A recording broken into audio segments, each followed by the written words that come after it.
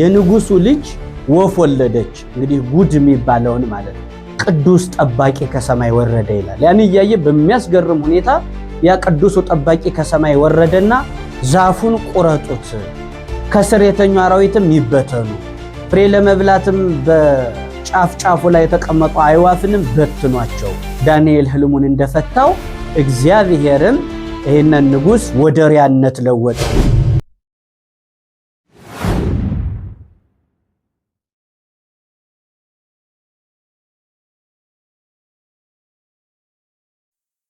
በስመ አብ ወልድ ወመንፈስ ቅዱስ አሐዱ አምላክ አሜን። እጅግ የተወደዳችሁ የአሽማል ሚዲያ ቤተሰቦቻችን በያላችሁበት እንደምን አላችሁ? ሰላም እግዚአብሔር ከሁላችን ጋር ይሁን። ዛሬ የትንቢተ ዳንኤል ማብራሪያችን እንቀጥላለን ማለት ነው። እንዲህም እንዲያምያን ትንቢተ ዳንኤል ምዕራፍ 4 ነው ዛሬ የምንመለከተው ደርሰናል ማለት ነው። ትንቢተ ዳንኤል ምዕራፍ 4 ጠቅለል ያለ ሐሳብ ነው የምናነሳው። የምዕራፉ ዋና የሚባሉትን ነገሮች ብቻ ነው እስካሁንም ድረስ እያደረግን ያለው እንደዛ ነው እንጂ እንደው ሙሉ እያንዳንዱ ትንታኔ እያንዳንዱን ርቀት ላይ ሄደን እያየነው እንዳልሆነ ይገባኛል። ነገር ግን በጣም ለአንድ አጥኚ በሚገባ መረዳት የሚችለውን መነሳት ያለበትን ነገር በጣም ዋና ዋና የሚባሉትን ነገሮች እያነሳን ነው። ትንቢተ ዳንኤል ምዕራፍ 4 ላይ ብናየው ዋናው ስለ ትልቁ ዛፍ ነው የምንመለከተው።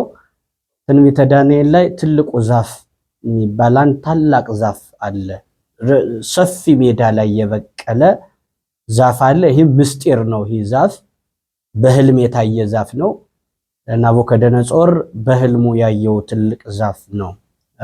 ትንቢተ ዳንኤል ምዕራፍ 4 ላይ ሰፊ የተንጣለለ ሜዳ ላይ በጣም ግዙፍ ቅርንጫፉ ሰማይ ጫፍ የደረሰ ከታች አራዊት ከላይ ደግሞ አዕዋፍ የተሰለፉበት ንብርብር ያለ ፍሬ ያፈራ በጣም ግሩም የሆነ ቅጠል ያለው ፍሬም ያለው ቁመቱም ስፋቱም የተለየ ዛፍ ናቡከደነጾር በህልም ያየው ዛፍ ነው ማለት ነውና ናቡከደነጾር እንግዲህ ይህንን ህልም የሚመለከተው ለሁለተኛ ጊዜ ነው። መጀመሪያ በምዕራፍ 2 ላይ እንደተመለከትነው ትንቢተ ዳንኤል ምዕራፍ 2 ስለ ህልም ነብዩ ዳንኤል የተረጎመለትን ህልም በሁለት ክፍል ተመልክተናል። በሰፊ ወደኋላ እንመለስም። ግን ናቡከደነጾርን ንጉሱ ናቡከደነጾርን እግዚአብሔር መጀመሪያ በህልም አስተማረው። በህልም አስተምሮት አልመለስ አለ። አልመለስ ሲል ደግሞ እንደገና 3 ደቂቃን በመልሶ መጀመሪያ ከዳንኤል አምላክ በላይ በህልሙን ሲተረጉምለት ከዳንኤል አምላክ በላይ ሌላ አምላክ የለም ብሎ መሰከረ።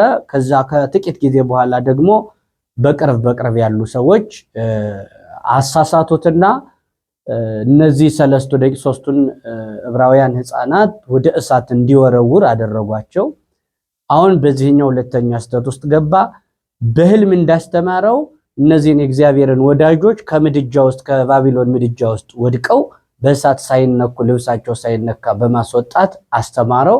አሁን ደግሞ ይህን ሲያይ መንግስቱ የዘላለም መንግስት ነው ብሎ እስኪናገር ድረስ ሁለተኛ ጊዜ አንድ በህልም ሁለተኛ በእሳት 3 ደቂቃን ከእሳት አውጥቶ አምላክነቱን ገልጦ አሳየው። ይህ ሁሉ ናቡከደነጾር ከስተቱ እንዲመለስ የተደረገ ትምህርት ነው። እግዚአብሔር ማንንም ሰው ሳያስተምር ሳይመክር አይቀጣም እና ናቡከደነጾርን ለመቅጣት ከመቸኮል ይልቅ እግዚአብሔር መጀመሪያ እግዚአብሔር ያደረገው ምንድነው? ትምህርት እንዲወስድ እድል መስጠት ነው። አምላክነቱን እንዲረዳው በህልም በእሳት መካከል ሰውን ማሳለፍ የሚችል አምላክና ብዙ ጊዜ ቃሉን ይገለባብጣል ዳንኤል ናቡከደነጾር ማለት ነውና በተለይ በዚህ ምዕራፍ አሁን ሌላ እድል ደግሞ ይሄኛው ትልቁ ዛፍ አሁን ምዕራፍ 4 ትንቢተ ዳንኤል ምዕራፍ 4 ምንለው ላይ ትልቁ ዛፍ ምንለው እሱ ነው የምንመለከተው። ይህንን ህልም ማምጣቱም እግዚአብሔር ሌላ ሶስተኛ ነገር በሶስት ይጸናልና ሶስተኛ እድል እየሰጠው ነበረ። በዚህም አልመለስ ሲል ግን አሳልፎ እግዚአብሔር እንደሰጠውና 7 ዓመት እሪያ ሆኖ ሳር እንደ ፍየል እንደ ንስር ጥፍሩን አዘርዝሮ ጋማውን ያንበሳ አድርጎ በምድር ላይ 7 ዓመት ሳር እየጋጠ እንዲኖር አድርጎታል። ከዛ በኋላ ንስሐ የገባበትን ነው የምንመለከተው። እንግዲህ በጣም በአብዛኛው በዚህ ምዕራፍ ውስጥም ስንመለከት እንደው ጠቅላላ የናቡከደነጾር ሕይወት ከመጀመሪያ ጀምሮ ሲመጣ ተፈጥሮ ራሱ አስቸጋሪ ታሪክ ያለው ሰው ነውና እንግዲህ በታሪክ እንደሚታወቀው የናቡከደነጾር እናት ናቡከደነጾርን የወለደችው በዝሙት የተወለደ ነው። ከሌላ የወለደችው ከባሏ ውጭ ሄዳ እናቱ የወለደችው የዝሙት ውጤት ነው። ናቡከደነጾር ራሱ ንጉሱ የሚባለውና ነገሩ እንዲህ ነው። ብሩህ ለማድረግና ለማብራራት ያክል ለምንድነው የናቡከደነጾር እናት ከሌላ በዝሙት የወለደችው ሲባል ባለቤቷ ከሌለበት ከሌላ ወንድ ሂዳ ደርሳ ስለነበረ ነው። ለንግድም ቢሉ ለተለያየ ስራ ከአገር ወጥቶ እያለ በዛ ወቅት ሌላ ወንድ ደረሰባትና ከሌላ ወንድ ጋር ባደረገችው የዝሙት ግንኙነት ናቡከደነጾር ተወለደ ማለት ነውና እንዲህ ሲወለድ ከባህር ለመጣል ሰራተኛዋን አዝዛት ከባህር እንዲጣል። አሁን ባለቤቴ ሲመጣ ከማን ጸነስሽው ቢባል ከማን ይባላል። ስለዚህ ይህንን ጽንስ ለማደናገር ለማጥፋት አማራጭ አድርጋ የተጠቀመችው ናቡከደነጾርን ወስደሽ ከባህር ጥለሽው ነይ፣ ከሰፊ ባህር ጥለሽው ነይ ብላ ሰራተኛዋን አዝዛ ሰደደቻት። ሰራተኛዋ ደግሞ በዛ ወቅት የናቡከደነጾር ሕፃን ሆኖ በዝሙት ተወልዶ ከባህር ልጥል ይዛ በምትሄድበት ወቅት አንድ ክስተት ደግሞ በዚያ ወቅት ሌላ ተጨማሪ ነገር ነበር። ንጉሱ ምናሴ ይባላል በዘመኑ የነበረው ንጉስ። ያ ንጉስ የንጉሱ ልጅ ወፍ ወለደች። እንግዲህ ጉድ የሚባለውን ማለት ነው። ጉድ የሚባል ፍጥረት አለ። ጉድ ወለደች ወይንም ወፍ ወለደች ማለት ነው። አንድ የንጉሱ የምናሴ ልጅ ጉድ ስትወልድ ጉድ ተባለ። በዚህ መካከል ግን የነገስታቱ ስም ጠፋ። የነገስታቱ የዘር ግንድ ጉድ ወለዱ፣ ወፍ ተወለደ ተብሎ ስማችን እንዳይጠፋ ታሪክ ይደበቅ ተብሎ ታሪክ ለመደበቅ ታሪክ ለማጥፋት መረጃ ለመሰወር የንጉሱ ልጅ ወፍ ወልዳለች ተብሎ እንዳይወራ ደግሞ እንደዛችኛዋ ያዘዘባት ሰራተኛ ቤት ሰራተኛዋ ተጠርታ ይህንን ወፍ ከባህር ጥለሽ ነይ ለማንም እንዳትናገሪ ተብላ ወደ ባህር ጥላ እንድትመጣ ይዛ ስትሄድ የንጉሱ ልጅ የወለደችውን ወፍ የወለደችውን ይዛ ስትሄድ ወደ ባህር ናቡከደነጾር ደግሞ በዝሙት ስለመጣ ያችኛዋ ሰራተኛም ናቡከደነጾር ለመጣል ሲሄዱ ሁለት ሰራተኞች መንገድ ላይ የታሪክ ግጥምጥሞሹ የሚገርም ነው።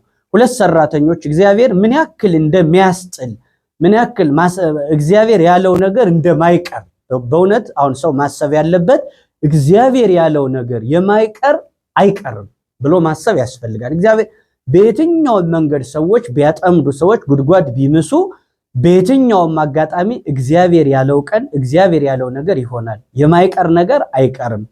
በሰዎች ሐሳብ እኮ ሙሴን ባህር ውስጥ ጥለው በዛው ባህር ውስጥ ሰምጦ እንዲቀር ለማድረግ ያልተደረገ ጥረት የለም። ነገር ግን የእግዚአብሔር ዓላማ ሙሴ አድጎ ህዝቡን ነፃ እንዲያወጣ ስለነበረ እግዚአብሔር ያለው ቀን እስኪደርስ ድረስ ሰዎች ባህር ቢጥሉትም በባህር መካከል አሳድጎ ከፈርዖን እጅ አስመልጦ እስራኤልን ከግብፅ እንዲያወጣ ምክንያት አድርጎታል ማለት ነው። እግዚአብሔር ያለው አይቀርም። የትኛውንም ያክል የዮሴፍንም ወንድሞች ስንመለከት ወንድሞቹ ሽጠውታል፣ ለአባታቸው አውሬ በላው ብለዋልና ተሽጦ ነበረ፣ ጠፍቶ ሙቶ ይቀራል ብለው ነበር። መጨረሻ ግን ባልጠበቁት ሁኔታ ግብፅ ላይ ንጉስ ሆኖ ነው የጠበቃቸው። መቼስ እግዚአብሔር ይነግሳል ያለውም አይቀርም። ሰዎች ስለተናገሩ የሚሆን ነገር የለም። እግዚአብሔር ያለው ነገር ሁሉ በልኩ ይቀጥላል። ነገር ሁሉ እግዚአብሔር እንደፈቀደ ይሆናል። አሁን እነዚህ የቤት ሰራተኞች ሁለቶችም የንጉሱ ልጅ ወፍ ወለደች ተብሎ ስም እንዳይጠፋ መረጃ ሰውሪ ተብላ ወፉን ከባህር ለመጣል ስትሄድ ናቡከደነጾር ደግሞ በዝሙት የተወለደ ነው ባለቤቴ ቢጠይቀኝ መልስ የለኝም በሚል ሰራተኞች ሲገናኙ መንገድ ላይ እየተጫወቱ መሄድ ጀመሩ። ምን ይዘሻል ሲሉ እኔማ እመቤቴ ወፍ ወልዳ ከባህር ጣይ ተብዬ ልጥለው እየሄድኩ ነው ትላለች። የንጉሱ መልእክተኛ ወፍ የያዘችው የናቡከደነጾርን የያዘችው ሕፃኑን የያዘች ደግሞ ምን ትላለች? እመቤቴ ባለቤቷ ከሌለበት ከሌላ ወልዳው መረጃ ለማጥፋት ልጁን ከባህር ልጥል ነው እና ባህር ጥለሽ ነው ተብየች ትላት መንገዳችን አንድ ነው እያሉ እየተጫወቱ ሲሄዱ ሰራተኞች በጣም በሚገርም ሁኔታ ተወያዩ። ግን ለምንድነው የኛስ ትክክል ናቸው ወፍ ስለሆነ ነው ቢጣልም ከፋት የለውም ይህን ህፃኑን እንዴት ባህር ውስጥ አይናቸው እያየ ጣሉት ይላሉ። አንቺስ እንዴት ጨክነሽ ትጥያለሽ? አንቺና እኔ እንመካከርና ይህን ልጅ እናትርፈዋል። በጣም በሚገርም ሁኔታ እነዚህ ቤት ሰራተኞች በቤት ሰራተኞች ላይ አድሮ እግዚአብሔር እስከፈቀደለት ጊዜ እንዲቆይ የፈለገውን ሰው እንኳን ወዳጆቹን በእንደዚህ አይነት አስቸጋሪ የሆኑ ሰዎች እንኳን መኖር እስካለባቸው እድሜ ይሰጣል እግዚአብሔር። ታዲያ እነዚህ ሁለት ሰራተኞች ተግባቡና ምን እናድርግ ሲሉ እኔ ወፍ ስለሆነ ነው መጥለው ልጅ ቢሆን አልጠለውም ነበር። ስለዚህ መንገድ ላይ ወፉን ይዤው ሲሄድ ከመንገድ ልጅ ሆነብኝ ህፃን ሆነብኝ ብዬ አንቺ ያስሽውና ናቡከደነጾርን ይዤ ለእናት ለወላጆች ልስጣቸው ብለው ተማከሩና ተስማምተው ናቡከደነጾርን በወፍ ለውጠው ወፉን ከባህር ጥለው ናቡከደነጾርን ግን ለንጉሱ ልጅ ወስደው ሰጡትና በዚህ መልኩ በተአምራት ያደገ ነው። እንዲህ ሆኖ አደገና ስለዚህ ናቡከደነጾር ማለት ጋዳለኦፍ ማለት ነው ይላሉ። ጋዳለኦፍ ማለት ምንድነው ሲባል የወፍ ለውጥ ማለት ነው። በወፍ ተለውጦ ያደገ በዚህ መስመር አሳድጎ ለንግስና በቃው ለትልቁ ሀገር። ነገር ግን ባቢሎን ላይ በጣም ብዙ በደሎች ሰርቷል።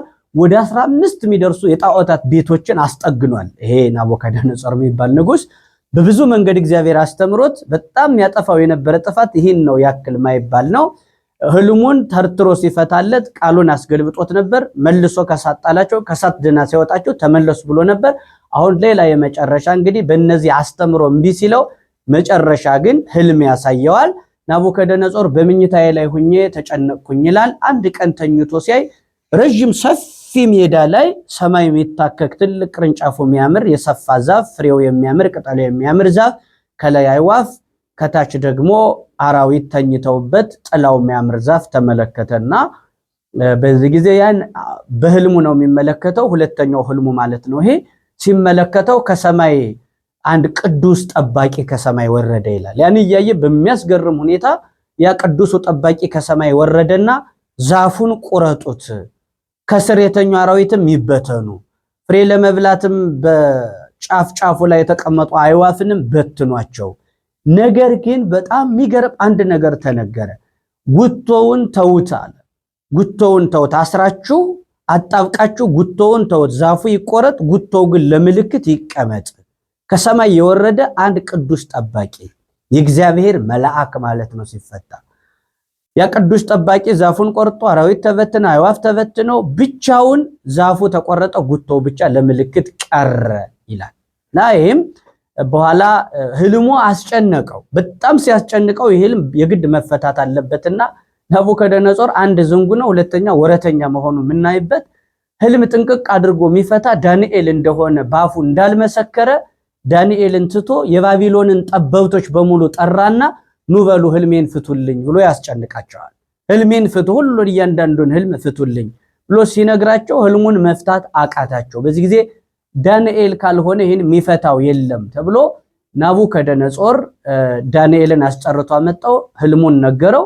ሲነግረው ዳንኤል ህልሙ እንዲህና እንዲህ ነው ብሎ ቁልጭ አድርጎ ዳንኤል አንድ ባንድ ህልሙን አወቀና ነገር ግን አንድ ሰዓት ያክል ህልሙን ለመንገር ቆም ብሎ አስቦ ዳንኤል የሚያስበው ለምንድነው ብሎ ተጨንቆ ለመንገር ፈርቶ አይደለም። ዳንኤል ማለት እንደ ንጉሱ አጎንብሱ ሚል አይነት አይደለም። ዳንኤል እንቅጩን ቀጥታ መናገር የሚችል ደፋር እግዚአብሔር መገለጫ ነው ዳንኤል። ስለዚህ አሁን አንድ ሰዓት ያክል ዳንኤል ጸጥ ያለው ለምንድነው? ያ ታላቅ ዕድል የተሰጠው ብዙ ነገር የተሰጠው ንጉስ በእንደዚህ አይነት የህልሙን ትርጉም ሲያውቀው በእንደዚህ አይነት ደረጃ መውረዱን ባለማስተዋሉ የወደቀበትን ነገር ከማሰብ አንፃር ነው። ናቡከደነጾርን በዚህ ጊዜ ምናለው ቀጥ አድርጎ ህልሙን አንድ ባንድ ሲነግረው ያ ረጅም ዛፍ ሰፊው ሜዳ ላይ ያለው ረጅሙ ዛፍ ትልቁ ዛፍ ፍሬያማው ቅጠላማው ዛፍ የተባለ አንተ ነህ። የስልጣንህን ገናንነት የዛፉ ስፋት የፍሬው ብዛት የሚያሳየው ያንተን የስልጣንህን ገናንነት የሚገልጽ ነው። በስር የተኙትም መለየ የተጠለቱንም በአንተ ግዛት ስር በአንተን ያንተን ስልጣን ጥግ አድርገው በአንተ ፍርድ አግኝተው የሚኖሩት ናቸው። ስለዚህ እነሱ ናቸው። ነገር ግን ከሰማይ የወረደው ቅዱስ ጠባቂ የሚባለው እግዚአብሔር መልአክ ነው። ዛፉን ቁረጡት የተባለ ያንተ መንግስት ለ7 ዓመት ካንተ ትወሰዳለች፣ 7 ዓመት ንግስናህን ይወስዳታል፣ ጉቶውን ተውት ብሏል። 7 ዓመት አንተ እንደ እንስሳ እንደ ፍየል እንደ እሪያ ሳር ትግጣለህ አጎንብሰህ። እግዚአብሔር እድል ሰጥቶ እድልህን አልተጠቀምክበትም፣ ንስሐ አልገባህም፣ ታበየሃልና። ስለዚህ ከዚህ በኋላ ያንተ እጣ ፈንታ እንደ አራዊት እንደ እንስሳት ሳር መጋጥ ነው። ይህም የሆነው 7 ዓመት ሙሉ አይምሮህን ታጣለ፣ አይምሮህን አጣ እንደ ከብት ሳር ትግጣለ ብሎ ፈታለት። ጉቶው ግን ጉቶውን ተውት የተባለው ለምንድን ነው ሲባል አንተ 7 ዓመት ወደ ሪያነት ሲለውጥህ እንደ እንስሳት ሳር ሲያስግጥህ ያንን አስበህ ንስሐ ገብተህ ተጸጽተህ ከተመለስክ ስልጣንህ በልጅህ በዮርማሮዴቅ እጅ ትቆይልሃለች። የናቡከደነጾር ልጅ ዮርማሮዴቅ ይባላል። በዮርማሮዴቅ በልጅህ በዮርማሮዴቅ እጅ ስልጣን ትቆይልሃለች። ጉቶውን ተውት የተባለው ንስሐ ከገባህ በኋላ ወደዛ ክብርህ እንደምትመለስ ማሳያ ነው ብሎ ነብዩ ዳንኤል ተረጎመለት። ከዚህ በኋላ ይህን ትርጓሜ እንደሰማ በጣም ደንግጦ ስለነበረ ናቡከደነጾር መልካም ባየሁባት ሀገር ክፉ ነገር አላይም ብሎ 1 ዓመት ከሀገር ወጥቶ ጠፋ ይላል። ከዛ በኋላ ግን ሲመለስ እንዶች ባቢሎን ለግርማዬ ለክብሬ የሰራዋት ያበጃጀዋት የክብሬ መገለጫ አይደለችምን እያለ መመጻደቅ ሲጀምር ዳንኤል ህልሙን እንደፈታው እግዚአብሔርም ይሄንን ንጉስ ወደ ሪያነት ለወጠው። በእውነት በሚገርም ሁኔታ ጥፍሩን የንስር ጥፍር አደረገው። ጥፍሩን ናቡከደነጾር የንስር ጥፍር፣ ጋማውን ደግሞ ያንበሳ አደረገው። ጋማውን ያንበሳ አድርጎ ጥፍሩን የንስር ጥፍር አድርጎ እንደው ድብልቅልቅ ያለ ስነ ፍጥረት አድርጎ ሲለቀው በዚህ ጊዜ መቼም የበሰበሰ ውሃ ይፈራ ዝናብ አይፈራም እንዲሉ ያው አንድ ጊዜ በኃጢአት በስብሷልና ይሄ ንጉስ እንደዛም አድርጎት አውሬም የንስር መልክ ሰጥቶት ምን እያለ ይመጻደቅ ነበር? አይ ሰውም ሳለሁ ንጉስ ነኝ፣ አሁንም አራዊትም ቢያደርገኝ አይዋፍም ቢያደርገኝ ንጉስ ነኝ። ንስርም ጥፍሬ የንስር ነው። ንስርንም እኮ ንጉሶሙ ለአዕዋፍ ነው የሚለው። ንስርም ማለት እኮ የወፎች ንጉስ ነው። ወፍም ቢያስመስለኝ የወፎች ንጉስ ነው ያደረገኝ፣ ንስር ነኝ። አንበሳ ጋማዬም ያንበሳ ነው። አንበሳም የአራዊት ንጉስ ነው። ንስርም ንጉስ ነው፣ አንበሳም ንጉስ ነው። ሰውም ሁኜ ንጉስ ነኝ፣ አውሬም ሁኜ ንጉስ ነኝ እያለ አሁንም በጥፋቱ ከመመለስ ይልቅ በመመጻደቅ ሲሆን እግዚአብሔር እያጸናበት ልቡን ሰውሮ ሳር እያስጋጠ ከአራዊት ጋር ተሰለፈ። ያ ከፊት ከኋላ እንደ ዳውጃ ሰራዊት የሚነጠፍለትን ንጉስ የሰማይና የምድር ንጉስ እግዚአብሔር ሳር አስጋጠው። እግዚአብሔር ይህን ያክል ትዕቢተኞችን ይህን ያክል አቅማቸውን ያሳውቃል። እግዚአብሔር ትሑታንን ደግሞ ከፍ ከፍ ያደርጋል። እግዚአብሔር ትሕትና ሰውን በምድር ላይ ያለ መላእክት አድርገዋለች። ትዕቢት ደግሞ ከመላክነት አውረዳ ወደ ሰይጣንነት ምትወድ በጣም ከባድ የኃጢአት መስመር ነው ትዕቢት። በእግዚአብሔር ላይ ሲመጻደቅ ባቢሎንን ሰራዋት አበጃጇት ሚል ምጽድቅ ውስጥ ሲገባ እድል ሰጥቶት እድሉን አልጠቀም ሲል ናቡከደነጾር ዳንኤል የፈታውን ህልም ሁለቱንም ህልም ሰለስቱ ደቂቅ ከእሳት እንዴት እንደወጡ ያ እድል ለሱ ለመመለስ እድል ነበረው። እንደሚነገረው ሳይቀጡ የሚመለሱ ሳይቀጡ የሚድኑ ንስሐ የሚገቡ ሰዎች ብፁዓን ናቸው። ነገር ግን ምልክትም አይተው ተቀጣው የማይመለሱ ሰዎች እነሱ ከሰይጣን ናቸው ይባላል። ብፁዓን ናቸው የሚባሉት ግን እንደው ሳይቀጡ የሚማሩ ብፁዓን ናቸው። ተቀጣው የማይማሩ የማይመለሱ ግን ከሰይጣን ናቸው። ናቡከደነጾር እንደዛ አይነት ነገር ነው የገጠመው። 7 ዓመት ሳር ሲያስግጠው አእምሮውን ሲያሳጣው፣ ነገር ግን ከ7 ዓመት በኋላ ሁሉን ነገር አቅሙን አወቀና በጣም በሚገርም ሁኔታ ናቡከደነጾር ንስሐ ገባ ባለበት። ዳንኤል መፍትሄ ነግሮታል። በነገራችን ላይ ማይረሳው በጣም የሚገርመው ነገር ዳንኤል ህልም ፈቶ አውሬ ሪያ እንስሳ እንደሚሆን ሳር እንደሚግጥ ብቻ ሳይሆን መፍትሄውን ሁሉ ነው የነገረው። ምንድነው ያለው? ምናልባት እግዚአብሔር ምረት ቢያደርግልህ ጉቶውን ተውት ብሏልና ወደዛ ክብር ቢመልስህ ምጽዋት ስጥ ኃጢአት እንዲቀልልህ ብሎታል። በጣም የሚገርመው እሱ ነው። የምጽዋትን ታላቅነት እግረ መንገዳችን መረዳት እንድንችል ነው እዚሁም የሚነሳው። ያን ያክል ተራራም ያክል በደል ያለበትን ናቡከደነጾር ምን አለው? እግዚአብሔር በደልህን ቢፍቅልህ ወደ መልካም ነገር ቢመልስህ ምጽዋት ስጥ አለው። ንስሐ የሚገቡ ሰዎች ምጽዋትን መስጠት ቢሰጡ የሚመከረው ለዚህ ነው፣ ኃጢአታቸው እንዲቀልላቸው። ስለዚህ ንስሐ ምሉ እንዲሆን ምጽዋት ስጥ ንስሐም ግባ ብሎት ነበርና ያንን በማሰብ አብዝቶ በመስጠት በመመጽወት ንስሐ ገባ ይላል። ንስሐ ሲገባ በጣም የሚገርመው የንስሐ ግብረ መልሱ በሚገርም ሁኔታ ምን ይላል? ንስሐ ወዲያው እንደገባ አይምሮዬ ተመለሰልኝ ይላል። ለምን? አይምሮውን ነስቶ ወደ እንስሳ ወደ አራዊት መልሶት ስለነበረ ንስሐ ሲገባ ግን እንግዲህ ልብ በሉ የንስሐ ጉልበት ምን ያክል እንደሆነ የምጽዋት ጉልበት ምን ያክል እንደሆነ እንድንረዳ ነው። ምን አለ? አእምሮዬ ተመለሰልኝ። በምን? በምጽዋት። በምን? በንስሐ አእምሮዬ ተመለሰልኝ። ስለዚህ ንስሐን ማቃለል አይገባ፣ ምጽዋትን እንደቀላል መቁጠር እንዳይገባ ነው የምንለው። አእምሮውን የመለሰለት ከአውሬነት ወደ ሰውነት የተመለሰው በንስሐ ነው። ሰዎች ኃጢአት ሲሰሩ ከዛም በዝሙት እንደ እንስሳት ይሆናሉ። በዝሙት በመዛከር ወደ እንስሳነት ሰውን ሲገሉ ሲያጠፉ ደም ሲያፈሱ ወደ አውሬነት ሲሄዱ ንስሐ ሲገቡ ግን ወደ ሰውነት ክብር ይመለሳሉ። አእምሮዬ ተመለሰልኝ ካለ በኋላ እግዚአብሔር የወደደውን ያደርጋል ይላል። በጣም ይገርማል። እግዚአብሔር የወደደውን ያደርጋል። የዘላለም ንጉስ ነው፣ ለትውልድ ትውልድም ንጉስ ነው ይላል። ከዚህ በኋላ ንስሐ ሲገባ አእምሮውን መለሰለት። እግዚአብሔር ሁሉን ማድረግ ይችላል ሲል ዳንኤል ንስሐ እንደገባ በጸጋ አወቀና እስኪ ሄዳችሁ ናቡከደነጾርን። በጣም የሚገርመው ሰው ወረተኛ ነው። ያ እንደ ዳውጃ የሚነጠፍለት የሐሰትም የእውነትም ወሬ በወረፋ የሚያደርስለት ያ ሁሉ ሰራዊት እግዚአብሔር አውሬ ሲያደርገው ግን በጉልጥምት ባጥንት ብሎ ከአለበት ቦታ አባሮ ሰዶት ነበር። አሁን ንስሐ ሲገባ ልቡናው ሲመለስለት ዳንኤል በጸጋ አወቀውና ነቢዩ ዳንኤል እስኪ ሄዳችሁ ንጉሱን እዩት ብሎ ላካቸው። ሂደው ሊያዩት ሲሄዱ አይምሮ ተመልሶለት ከረጅም ዛፍ ስር ንስሐ ገብቶ ቆሞ አፋፍሮት ይዞት ማለት ነው። እንዳይመጣ አፋፍሮት ይዞት ንስሐ ገብቶ እንስሳ ሆኖ ስለቆየ አውሬ ሆኖ ስለቆየ ንስር አይነት መልክ ስለነበረው አፍሮ ንስሐም ገብቶ ዛፉ ስር ቆሞ እያለ ሄደው ሰዎች በአጥንት በጉልጥምት ብለው እንዳላባረሩት ንስሐ ሲገባ አይምሮውን እግዚአብሔር ሲመልስለት ና ብለው ክብብ አድርገው ወደ ቦታው መለሱት ይላል። እና ሰው እግዚአብሔር ሲጣላ ሰው ሁሉ ነው የሚጣላ። አዳም ከእግዚአብሔር ጋር ሲጣላ አራዊት ሁሉ ስም ያወጣላቸው የነበሩ አራዊት ሁሉ ተጣልተውት ነበረ። እና እግዚአብሔር ሲጣላ ሁሉም ይጣላል። ያ የኢያሪኮም አይነ ስውር እኮ ዝም በል ብለው ጸጥ እንዲል ሲጮህ ክርስቶስ እንዲያድነው ሲጮህ ከቆየ በኋላ ሰዎች ግን ምን አሉት? ከመያርምም ገሰጽዎ ይላል። ዝም እንዲል ገሰጹት። እሱ ግን ወአፈድፈደ ከሊሃ አብዝቶ ጮኸ ይላል። አብዝቶ ሲጮህ ሰዎች ሲከለክሉት እንዳልነበር ክርስቶስ ቆመና ጥሩልኝ ሲል አይዞህ የሚለው በዛ። እግዚአብሔር ከኛ ጋር ሲሆን ጠላቶቻችን ሁሉ ይደግፉናል።